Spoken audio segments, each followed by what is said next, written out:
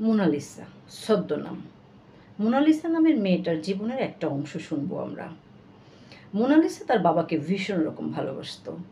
বাবার জীবনে সে দেখেছে অনেক প্রতিবন্ধকতা, অনেক সংগ্রাম, অনেক চ্যালেঞ্জ। বাবার পাশে ছেলের মতো করে দায়িত্ব পালন করতে সর্বদা চেষ্টা করেছে সে। একটা সময় বাবা বলল যে, আমার যে সমস্যা তুমি সমাধান করতে পারবা না। যদি তুমি বিয়ে করো তাহলে আমার সমস্যাগুলি সমাধান হয়ে যায়। মোনালিসা বাবার কথায় বিয়ে করে ফেলল। শ্বশুরবাড়ি এলো, অনেক বছর থাকলো। এখানেও মোনালিসাকে অনেক সংগ্রাম করে টিকে থাকতে হলো।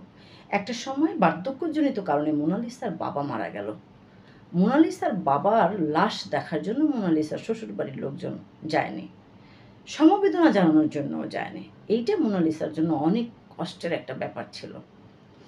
কিছুদিন পরে মোনালিসার বাড়ি মোনালিসার ভাই বোন এলো। কোনো একটা বিষয় নিয়ে মোনালিসার ঘরে জোরে জোরে কথা কাটাকাটি হলো, কিন্তু সেটা মোনালিসা করেনি। কিন্তু মোনালিসার শ্বশুরবাড়ির লোকজন মনে করলো হয়তো মোনালিসার সাথে তার ভাইয়ের কথা কাটাকাটি হচ্ছে। এই সুযোগটা তারা নেয়ার জন্য মোনালিসার ভাইকে জোর করে ধরে নিয়ে ঘরে তার খাওয়াতে বসলো, যাতে করে তার বাসায় খাওয়াতে বসলো যাতে করে দুই ভাই বোনের মধ্যে ফাটলটা আরও বাড়িয়ে দেওয়া যায়। তো মোনালিসা শুনলো, এক পথচারী এসে মোনালিসাকে বলল যে, আপনার ঘরে এত খাবার ডাইনিং টেবিলে, অথচ ওখানে আপনার ভাই ওই বাসায় খাচ্ছে। মোনালিসা প্রথম বিশ্বাস করতে পারেনি। তখন পথচারী বলল, চলুন আমার সাথে, আমি দেখিয়ে দিই।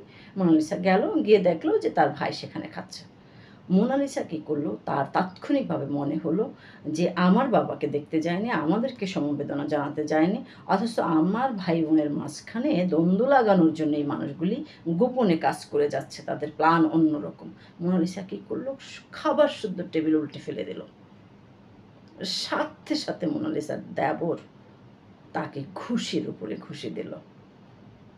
একটা পর্যায়ে মোনালিসাও দেওয়ার চেষ্টা করলো, কিন্তু মোনালিসাকে ততক্ষণে অনেক লোকজনে ধরে ফেলেছে বাসার, যার জন্য মোনালিসা পাল্টা আঘাত করার চেষ্টা করলেও পারেনি সেটা। এই ঘটনার পরে মোনালিসার হাজব্যান্ড ভাইয়ের দোষ দেয়নি, দিয়েছে ওয়াইফের দোষ। অথবা দোষ না দিলেও সে কোনো বিষয়টা নিয়ে কোনো রকম কথাই বলেনি, যার জন্য মোনালিসা ভেবে নিয়েছে তার হাজব্যান্ড হয়তো তারই দোষ দেখেছে। তার হাজব্যান্ডের ছোট ভাই যে মোনালিসাকে মেরেছে, এই বিষয়টা বা ষড়যন্ত্র করেছে, এই বিষয়টা তার হাজব্যান্ড সেভাবে গুরুত্ব দেয়নি, যার জন্য মোনালিসা সে থেকে তার হাজব্যান্ডের প্রতি বড় রকমভাবে একটা প্রতিশোধ নেওয়ার জন্য বসেছিল এবং কি নিয়েছিল। পরের পর্বে শুনবো মোনালিসার বাকি কাহিনী। ধন্যবাদ।